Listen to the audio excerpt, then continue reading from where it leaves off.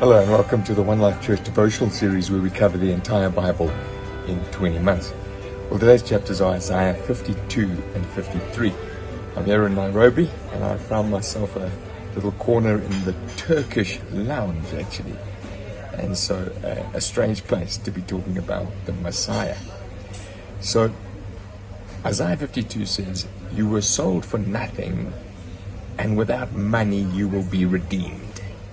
And so he goes on to say, you were captive in Egypt, and lately Assyria has oppressed you.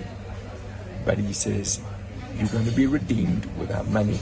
And then how's this verse? Verse 7, how beautiful on the mountains are the feet of those who bring good news, who proclaim peace, who bring good tidings, who proclaim salvation, who say to Zion, our God reigns. Now, you'll remember that verse, won't you? It's in Romans chapter 10, when Paul is saying, well, listen, how is anyone going to hear the gospel unless someone goes to them? How are they going to go unless they're sent? How are they going to be sent? And how beautiful are the feet of those who bring good news. So this is quite clearly in reference to the gospel.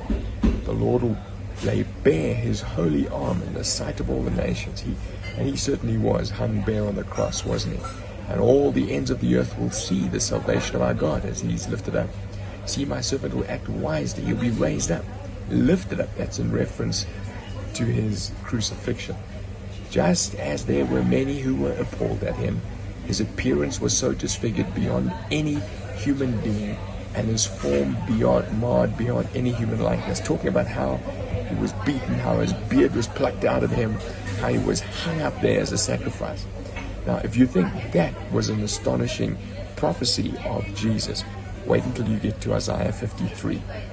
He grew up before him like a tender shoot. So, talking about the raising of Jesus. He had no beauty or majesty to attract us to him. He wasn't exceptionally outstanding in his appearance in any way.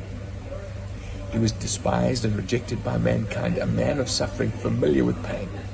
He was tempted for 40 days. He was rejected by his friends, and he was put onto a cross eventually. Surely he took up our pain and bore our suffering, yet we considered him punished by God, stricken and afflicted. This is a direct and graphic depiction of the atonement. He was pierced for our transgressions, crushed for our iniquities. The punishment that brought us peace was on him, and by his wounds we are healed. These verses all repeated in Romans, in James, and other books of the Bible.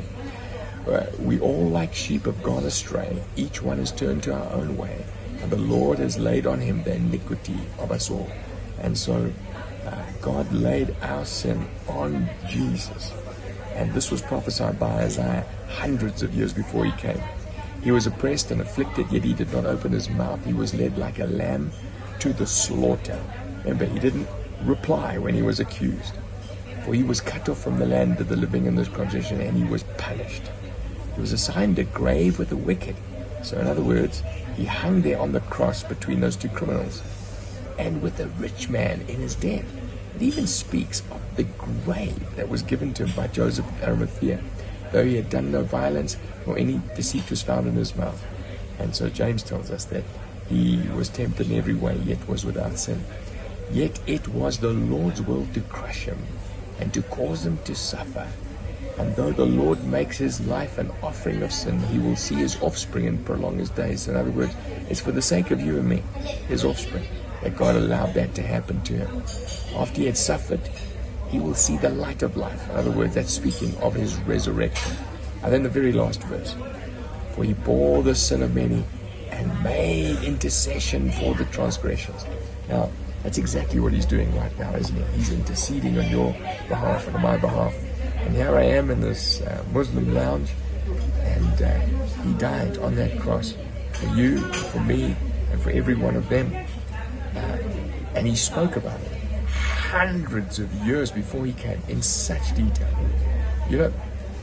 Talking about his birth, talking about his death, you can't manufacture these things. You can maybe, when you find out something's been written about you, fulfill it in some of the things you do, but not when you're dead. When you're dead, someone else decides where you're going to be buried. And not when you're born. Someone else decides where you're going to be born. And so these are remarkable prophecies of Jesus.